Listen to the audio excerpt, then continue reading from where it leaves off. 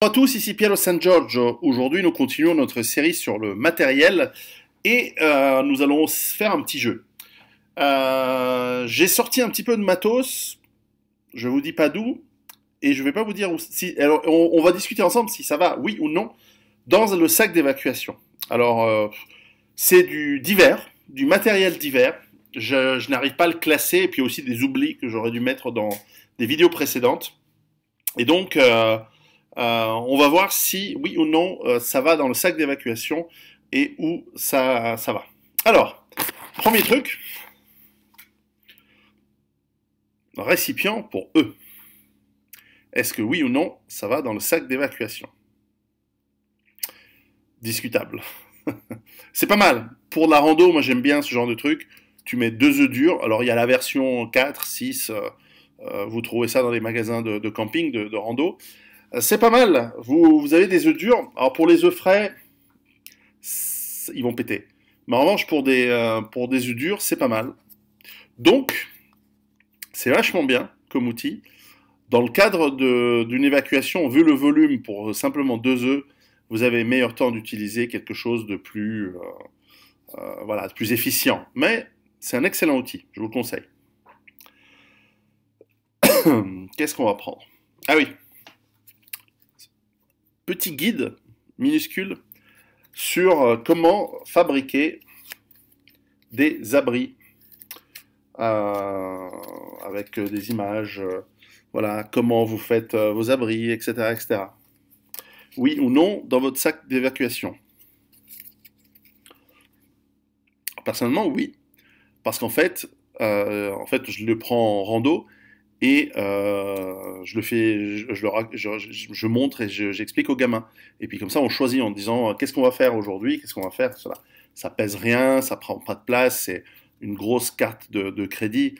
Ça vaut la peine de le prendre, c'est sympathique. Je le prends. Donc voilà, petit guide.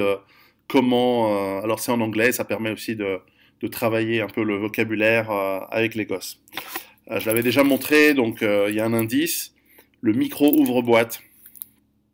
Alors oui, je le prends. Je le mets dans la casserole enfin dans la casserole que je mets au fond du sac. Il prend pas beaucoup de place, c'est utile. On ne sait jamais, on peut tomber sur une boîte de conserve que l'on doit ouvrir. Voilà, ça pèse rien, c'est toujours bon à avoir avec soi. Bon, on va faire des trucs simples là. Le scotch d'électricien.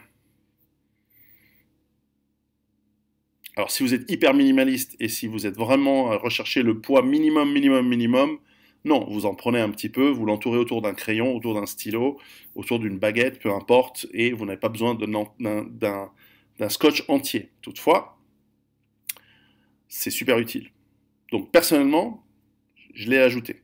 Mais je veux bien admettre que vous pouvez économiser quelques grammes en n'en prenant qu'une petite partie. On continue, ça c'est marrant, ça c'est rigolo. Qu'est-ce que c'est? Eh bien, tada, c'est une paille. C'est une paille en aluminium qui est faite en fait comme outil de cuisine pour boire. Alors, je sais pas trop à quoi ça va servir, mais ça fait partie des trucs, je me dis, tiens, ça, je vais me le trimballer avec moi, je vais le mettre dans mon sac d'évacuation. Je suis pas sûr à quoi ça sert, donc a priori, ça n'a pas sa place, mais je sais pas. Taper sur les doigts des enfants quand ils font une connerie, peut-être, ça doit faire mal. Ou alors, le truc où tu te fous sous l'eau et tu respires, bon, ça fait cinéma. Je sais pas. Enfin, il y a peut-être une utilisation de ce bidule. Pour l'instant, je le garde, mais j'avoue que c'est tout à fait douteux. Enfin, c'est tout à fait discutable. Alors, des gants de travail. Alors oui, ça pour moi c'est indispensable. Vous allez utiliser des haches, des scies, de je ne sais quoi. Vous avez des gants qui vont protéger du froid, mais c'est pas la même chose que des gants en cuir solide, bien rugueux, des gants de mec qui vont vous permettre de travailler le bois et les outils de manière très forte. Alors ils sont dans mon sac d'évacuation et je vous conseille également d'en avoir. Voilà, ça coûte 5 euros, 10 euros, ça dépend dans le magasin. Je vous conseille de les prendre. tadam, les bougies. Alors en l'occurrence, c'est des petites bougies de réchaud. Utile, pas utile. Non, la bougie, c'est hyper indispensable. Alors après, si vous partez longtemps, c'est bien d'avoir des plus grandes. Celles-ci, elles vont durer quelques heures, chacune. C'est pas des parfumées, parce que je me dis, dans la nature, vaut mieux pas faire déjà trop d'odeurs supplémentaires. Donc ça, je pense que c'est fondamental. Pour une petite évacuation de bougies, c'est bien. Ça remplacera efficacement les lanternes. En revanche, ça peut être pas mal dans les sacs, on va dire, plus à long terme. Je vous conseille de prendre des plus grosses bougies. Elles feront mieux l'affaire et elles dureront plus longtemps. Alors, continuons. Alors ça, je l'avais déjà montré. Une gourde écrasable, extensible. Voilà. Hydrapack, ça s'appelle. Hydrapack Stash, 1 litre. Est-ce que c'est bien? Est-ce que c'est pas bien? Oui, moi je pense que c'est très bien parce que ça prend pas beaucoup de place. Et vous savez, les Nalgene, les gourdes que vous avez, etc., ça peut se péter. C'est quand même bien solide, mais ça peut se péter. Donc en avoir une en plus, qui prend pas beaucoup de place, qui est très légère, ça vaut la peine. Ça peut se mettre dans une poche, ça peut se mettre dans un truc. Alors, comme vous avez vu, il y a dans les différents matériels que j'ai montrés jusqu'à présent, il y a plusieurs sortes de gourdes, mais on n'a jamais trop d'eau. J'ai remarqué ça. On a toujours envie de s'arrêter, on a toujours besoin de s'arrêter, on a besoin de l'eau. Et ça, c'est bien. Qu'est-ce que c'est? En fait, c'est un outil vraiment très con, mais c'est indispensable à mon avis, donc oui, ça a sa place. Ce sont des clous que je tiens par du scotch, comme je vous l'ai dit, du scotch d'électricien. Et en fait, j'ai ici 4 clous. Car avec des clous, vous faites énormément de choses. Vous faites tenir une bâche contre un arbre, s'il n'y a pas de corde, vous pouvez clouer du bois ensemble, enfin, vous pouvez utiliser les clous, c'est très très utile. Vous pouvez fabriquer pas mal de choses avec des clous. Donc, 4 clous, c'est pas des gros clous, hein. C'est du 5 cm au moins. Eh bien, c'est très très pratique et pour moi, c'est indispensable. Alors, continuons. Le gobelet extensible. Alors, si vous n'en avez pas d'autres, oui. En l'occurrence, j'ai un gobelet en titane et donc, finalement, j'en ai pas besoin. Mais, pour les randos avec les gosses et tout, les gosses, s'ils ont ça dans leur sac et tout, c'est pas mal. Ils aiment bien ce genre de trucs, c'est les genres de gadgets que les gamins adorent. Et voilà, c'est Sea to Summit. C'est un truc de rando, je dirais, pas indispensable. Ah oui, ça c'est pas mal. L'éponge. Bien sûr, l'éponge est indispensable. Alors, les minimalistes vont la couper en deux, etc. Mais nettoyer votre casserole, vos outils de cuisson, de cuisine, c'est très important. On peut ajouter une éponge un petit peu en alu tressé, je ne sais pas quelle est la terminologie, mais qui permet de gratouiller les trucs vraiment difficiles à enlever que peut moins bien faire une éponge classique.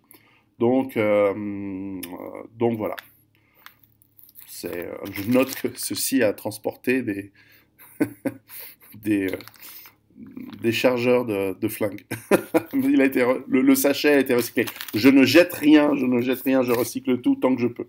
Voilà, donc 2 petites éponges, oui, ça c'est à mon avis indispensable. Alors, les sciallumes, ces machins chimiques qui font de la lumière la nuit. Alors, oui, non. Ah, c'est un peu un classique, hein, on a toujours envie d'en avoir un.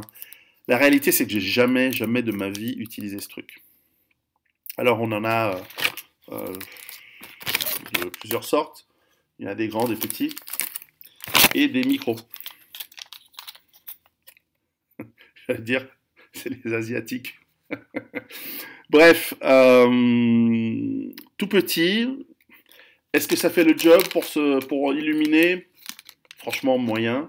Est-ce que ça fait le job pour se faire voir? Appeler au secours, tout ça, moyen. Marquer un passage, oui. Et dans ce cas-là, il faudra en avoir plein. Donc, dans le doute, j'en garde quand même quelques-uns. Les petits sont pas mal, hein, ils sont vraiment légers. Ça s'appelle Sialum Light Sticks Mini, type A, jaune, voilà. Et ils fonctionnent de la même manière, clac, vous les utilisez et ça va. C'est quoi, ils disent quoi comme durée? Voilà, ça va être quelques heures. Mais à part ça, c'est des cochonneries dans l'environnement, ces trucs, hein. Vous les ramassez. Alors, pourquoi j'ai des pastilles d'eau? Évidemment que ça, on va les prendre. Ah voilà, ça c'est intéressant. Le kit de pêche avec des hameçons, deux petits, comment on appelle ça? Des appâts. Des appâts, du fil en nylon, le système pour des plombs. Ça me rappelle mon enfance quand j'allais pêcher avec mon grand-père en rivière dans le Pô, sur la rivière Pô, en Italie. Est-ce que c'est important ou pas? Ça dépend de la durée de votre évacuation. Si vous pensez évacuer longtemps, ça, je pense que c'est indispensable comme point de départ pour pêcher, etc. Si en revanche vous êtes parti pour 3-4 jours, parce que vous savez où vous allez, vous avez suffisamment de nourriture avec vous, etc., vous n'en avez probablement pas besoin. Alors, pareil, les kits de pièges pour les collets, on va dire, pour lapins, perdrix et petits animaux. Il y en a aussi pour des gros animaux. Est-ce que c'est important? Est-ce que c'est pas important? Là, c'est pareil. Si vous pensez rester longtemps en vadrouille, ça peut servir pour attraper des chats, des chiens, des renards, des lapins, enfin. Vous allez attraper de la vermine, mais ça peut être utile. Si en revanche vous êtes parti pour 2-3 jours, ou si simplement c'est votre maison qui a cramé et vous allez à l'hôtel, c'est pas indispensable. Donc à mon avis, ça dépend de votre environnement.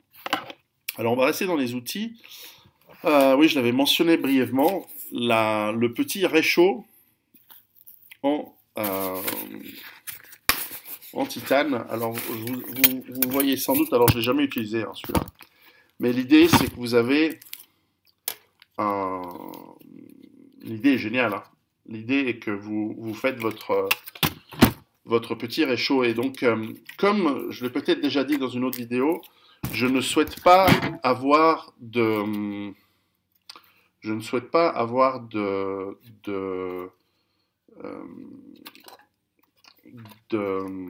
comment dire, de gaz, de réchaud au gaz, pour des raisons de fuel, quoi, parce que ça m'oblige à prendre tout un matériel qui est lié à du butane ou du propane, et en réalité, je n'ai pas, j'ai pas envie de me trimballer ce truc, alors que dans la nature, surtout dans les régions où j'habite, nous avons quand même en Suisse, en Europe centrale, beaucoup de forêts, beaucoup de bois, beaucoup de brindilles, etc. Et donc, avec ce système, vous installez assez facilement avec ce moyen en fait central. Alors peut-être j'aurais dû installer ça avant. Mais enfin, vous voyez le principe. Vous installez cette partie centrale. On va y arriver. Tac. Petit effort ici, petit effort là. Et normalement, on peut une petite musique d'ascenseur dans ces situations-là, mais on y est presque. Voilà. Clac. Ok. Et par-dessus, on peut imaginer, par exemple, de mettre... voilà. Par exemple. Alors en fait, je me demande si ça va pas en bas. Bon, non, non, c'était juste. Ça donne de la structure en haut. Donc, refaisons-le mieux. Voilà. En fait, vous voyez pas ce que je fais en fait. Mais voilà, tu montes ce machin en alu. Alors voilà, j'ai jamais utilisé parce que j'ai pas besoin. Mais en gros, tu le poses, tu mets tes brindilles à l'intérieur, tu mets le feu, grâce au trou il y a suffisamment d'appel d'air qui va monter, donc vous allez faire un feu. Alors oui, il faut l'alimenter souvent avec des petites brindilles, vous ne pouvez pas mettre des bûches, hein, c'est évident. Mais ça pèse que dalle. Combien ça pèse ce truc?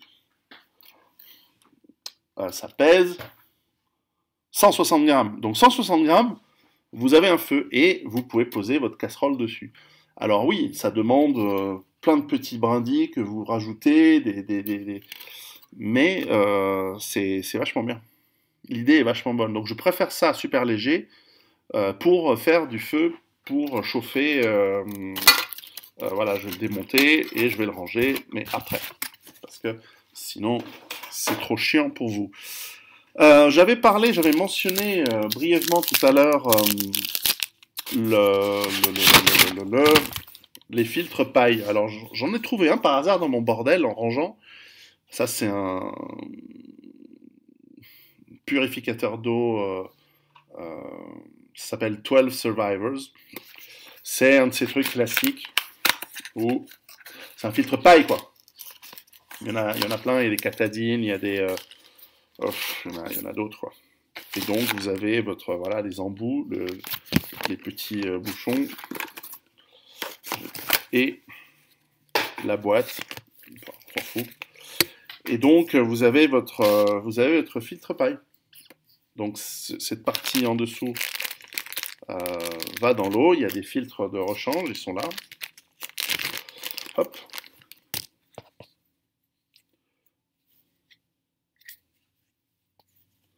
Donc vous installez votre filtre et votre paille en bas.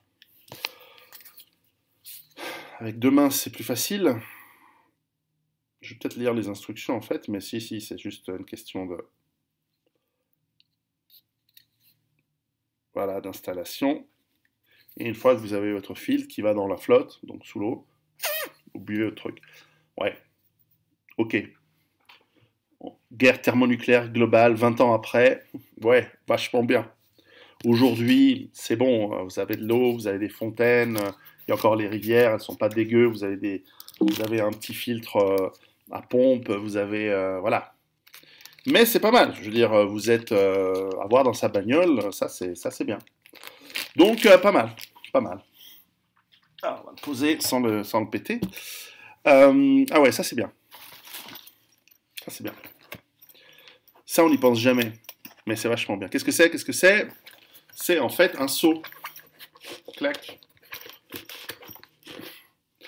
Un seau, je crois, de 5 litres, avec un petit mèche, je sais pas comment on appelle ça, et un peu de corde pour pouvoir le jeter. Si vous avez une rivière au fond d'un ravin, enfin voilà, si vous êtes sur les berges, vous voulez pas vous y approcher, plouf, vous jetez le seau, il se remplit d'eau, vous le tirez, et vous avez 5 litres d'eau que vous allez utiliser ensuite pour votre cuisine, pour votre machin, pour remplir vos gourdes, etc., en l'ayant éventuellement filtré, purifié, etc. Pourquoi c'est vachement bien? C'est parce que putain, c'est lourd l'eau. Et si vous allez à la rivière parce que vous avez fait un campement ou si vous bivouaquez pas trop près de la rivière, eh bien, il faut y aller, remplir, revenir avec votre petite gourde d'un litre, ça va le faire. Là, au moins, vous avez 5 litres direct. Et l'histoire d'avoir du mèche, c'est que vous allez pouvoir pêcher avec. On ne sait jamais, vous mettez des appâts à l'intérieur, vous mettez un peu de bouffe, vous jetez ça dans un coin calme de la rivière, peut-être que tu vas avoir un poisson qui va arriver, et au bout d'un moment, tu tires. Et c'est pas con. Alors, très honnêtement, je l'ai jamais fait, mais pour la flotte, c'est pas mal. Donc, ça, c'est un outil qui est très très bien. Franchement, à prendre. Alors, oui, ça prend de la place, c'est volumineux, c'est pas très lourd.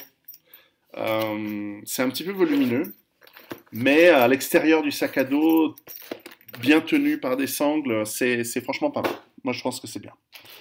Je pense que c'est bien. Ok, ensuite. Ouais, on va faire. C'est des trucs divers, hein, c'est des trucs un peu cons. La ficelle. Ficelle en corde, donc c'est du. C'est avec quoi? Celle-ci, elle est synthétique.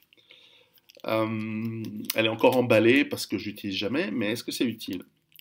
Vous pouvez faire mille et une choses avec ce genre de choses, avec ce genre de ficelle. Fabriquer une cabane, fabriquer un abri, faire tenir des troncs ensemble, de manière peut-être, en tout cas il y en a, là il y a quoi? 150 mètres dans un petit pelote comme ça. Donc oui, ça prend de la place, mais en même temps, c'est vite accroché, c'est vite, ça passe vite autour d'un outil. Je pense que c'est pas mal. À vous de voir, dites-moi ce que vous en pensez, mais à mon avis, la ficelle est très très bien. Alors, puisqu'on est on est dans la série, je ne savais pas où la mettre, alors il n'y a pas grand-chose à dire, mais elle s'est un peu farfouillée pendant que je l'ai sortie de son sac, je vais la remettre bien. Voilà, plusieurs mètres de paracord sont pratiques, sont utiles pour, là aussi, toutes sortes de fabrications et peut-être plus solides et un petit peu plus durable, et surtout, vous allez la récupérer, la paracorde, alors que la ficelle, parfois, elle est moins utilisable. Mais comme vous en avez 150 mètres, ça va, il y a de quoi, il y a de quoi faire venir. Dans le même thème, donc à mon avis, oui, la paracorde, c'est indispensable, à vous de voir à peu près la distance, mais ne sous-estimez pas les mètres dont vous avez besoin. Je ne sais plus comment on appelle ceci en français, mais en informatique, on les appelait quoi? Des cercles. Et vous en avez de toute taille, des tout petits à des tout grands. Ça, c'est pas les tout grands, mais ils sont pas mal. L'idée, c'est, alors je les tiens ensemble avec des élastiques qui sont des élastiques très solides qui tiennent les températures, les basses températures. Et là aussi, ça sert de menotte, ça sert pour accrocher du matos. Alors évidemment, c'est généralement à usage unique, mais un outil très utile à avoir sur soi. Alors j'en ai dans pas mal de kits, alors j'en ai pas autant, mais pour une évacuation, ça c'est pas mal. Ça permet, si vous devez faire tenir des choses ensemble, c'est très très bien. Alors toujours dans la même série, alors ça je l'avais brièvement mentionné, mais voilà, des fils, fils de fer, fils je sais plus, en acier. Ça aussi, mille et un usages potentiels pour tenir des éléments ensemble, euh,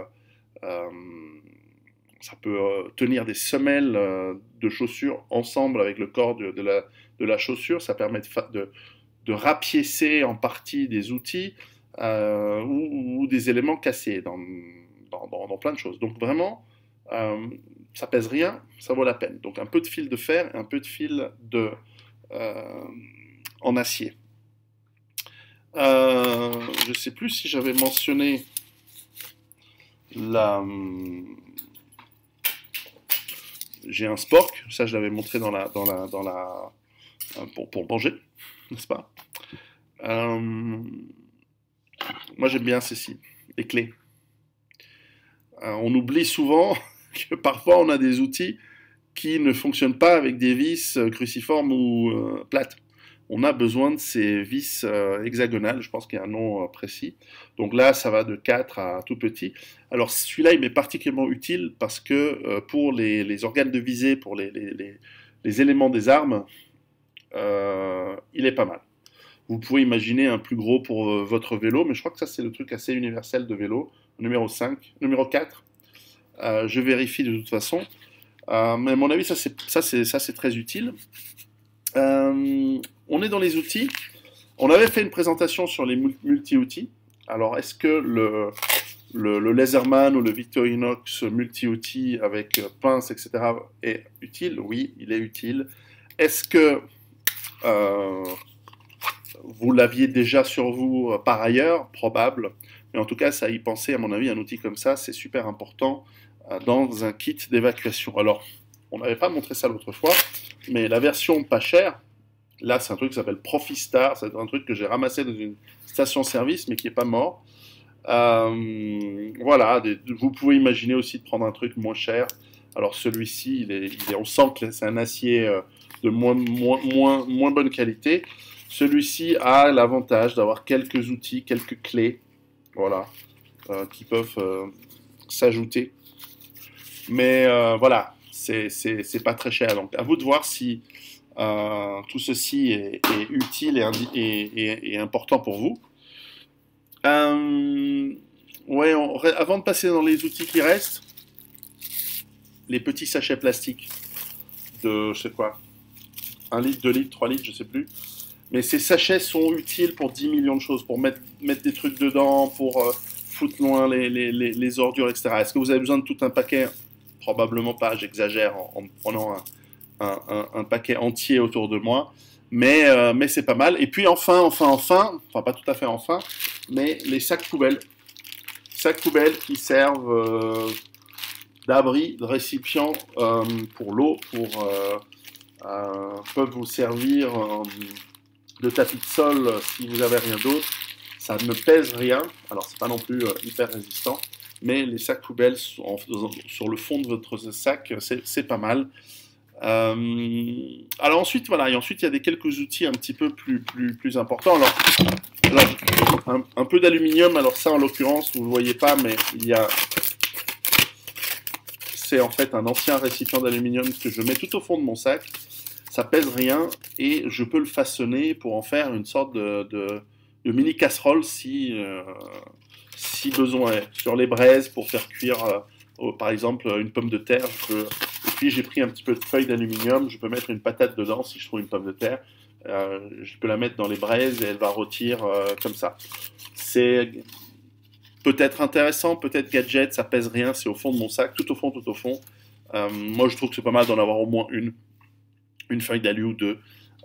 Et puis voilà. Alors, on avait parlé de loisirs, j'avais complètement oublié un élément super important pour les loisirs. Alors peut-être pas si vous voulez être discret, mais c'est un truc qui m'est cher, c'est l'harmonica. J'ai une de mes filles qui joue de l'harmonica, et donc avoir un petit harmonica, c'est pas mal.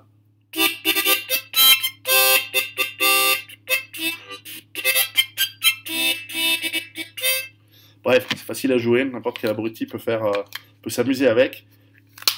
Il faut aussi avoir un moment où on décompresse.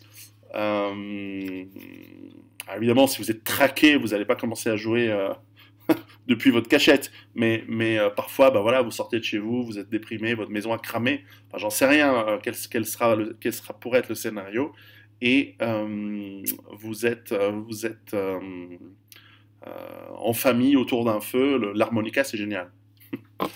Euh, alors, je vous avais déjà parlé de l'appel russe.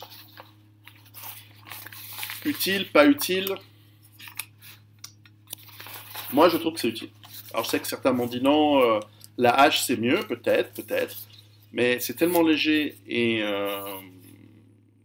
voilà. Alors, d'autres m'ont dit, j'ai jamais utilisé une pelle en 20 ans de randonnée et tout.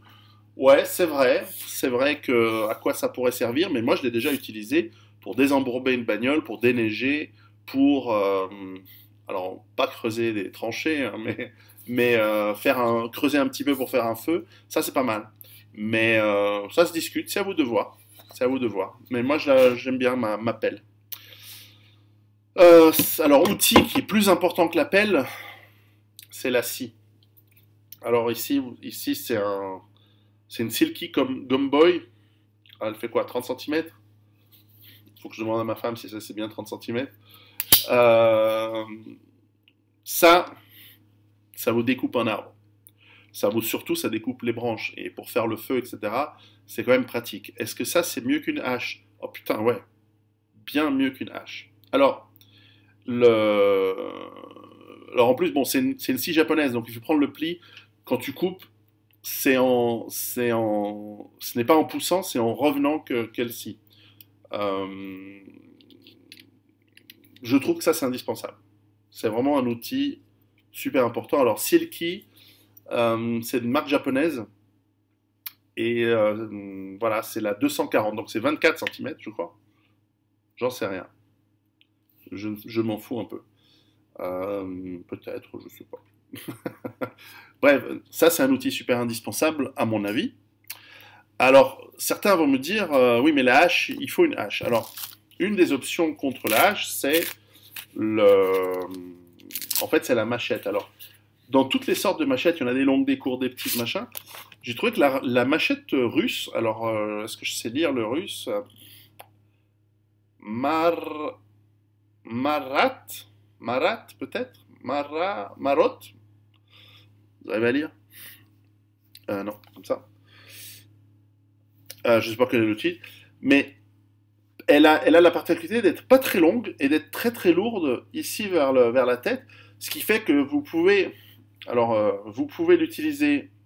euh, on coupe, voilà, parce qu'en fait, il y a la deuxième partie, on coupe comme ceci pour utiliser la pointe.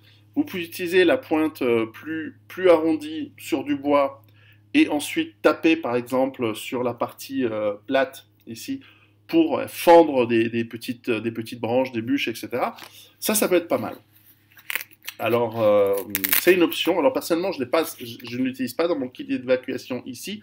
C'est un outil que j'utilise plutôt à la montagne pour faire du petit bois. Euh, mais ça me paraissait une option intéressante puisqu'on m'a fait la remarque qu'une hache pouvait être mieux qu'une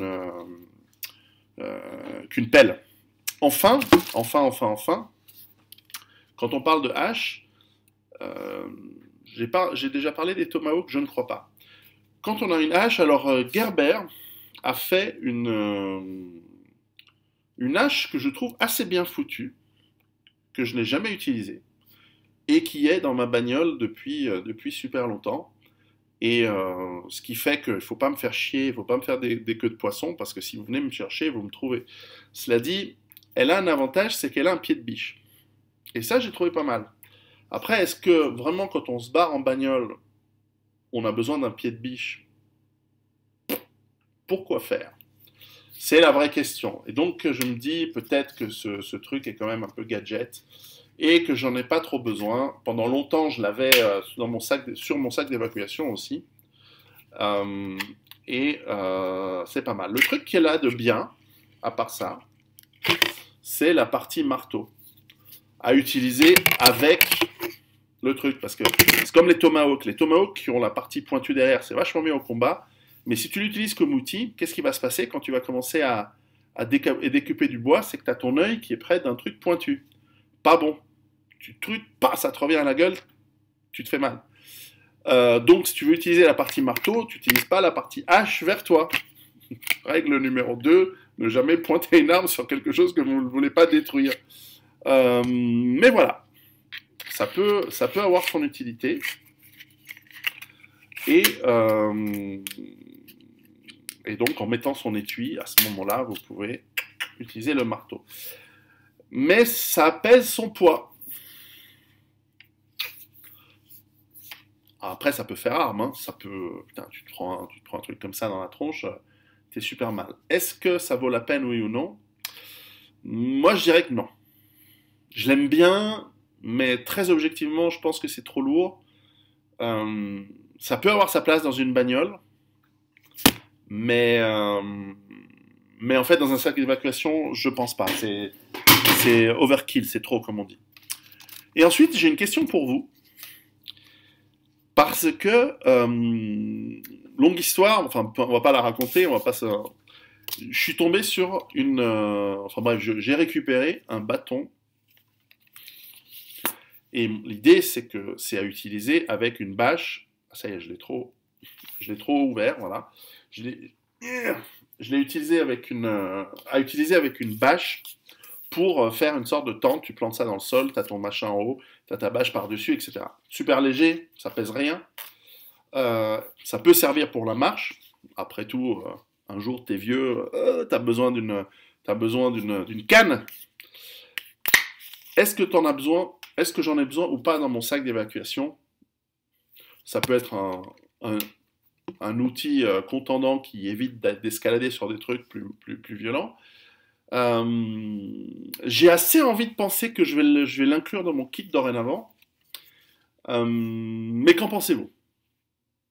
En fait, je fais jamais de la rando avec des cannes, je me suis toujours démerdé sans. Euh,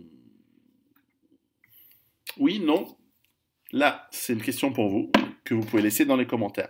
Donc, c'était un peu en vrac des outils, on va dire, en plus, que j'avais peut-être pas présenté dans d'autres choses. Il y en a encore, hein, c'est pas fini, hein. Mais voilà, c'était quelques idées. À vos commentaires, merci beaucoup et préparez-vous.